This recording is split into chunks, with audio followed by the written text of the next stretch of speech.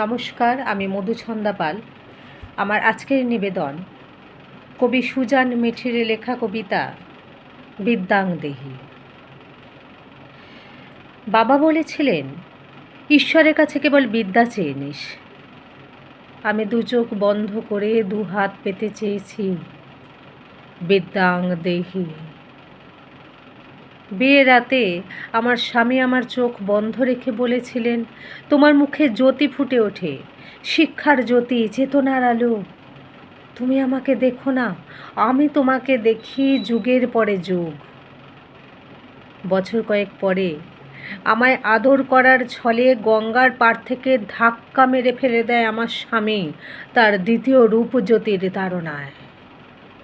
আমি সাঁতরে সাঁতরে টেনে হিচড়ে শরীরটাকে এনে ফেলেছিলাম অনেক দূরে। জ্ঞান ফিরতেই কানে এলো আশ্রমের মাতাজির কণ্ঠস্বর, এই তো বিপ্লব।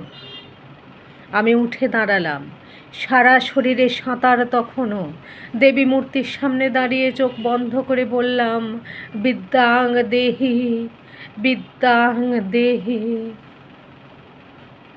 আশ্রমের মাঠে ঘাস কাটলাম, সন্ধ্যায় আরতি করলাম। আশ্রমিক শিশুদের খাতায় মাথায় বুকে ঢেলে দিলাম আমার অর্চিত বিদ্যা। মনে মনে বললাম, বিদ্যায় মুক্তি কই, শ্বাসে সুখ কই।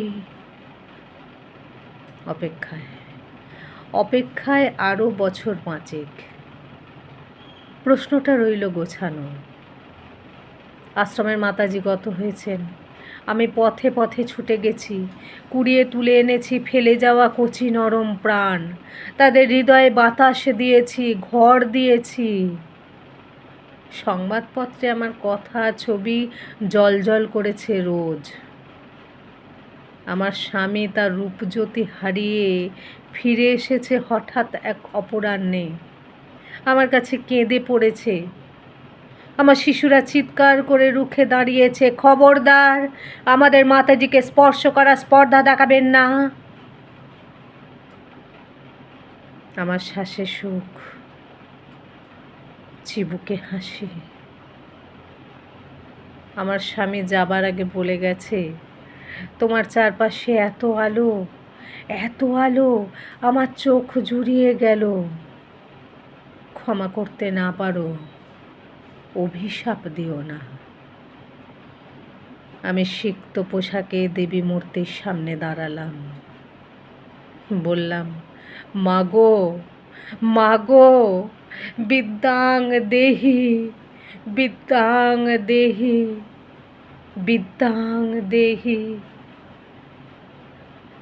আমার বুকের আগুন স্তিমিত হতে হতে উত্তর দিল, বিদ্যাতেই তো মুক্তি, বিদ্যাতেই তো মুক্তি, বিদ্যাতেই মুক্তি। নমস্কার।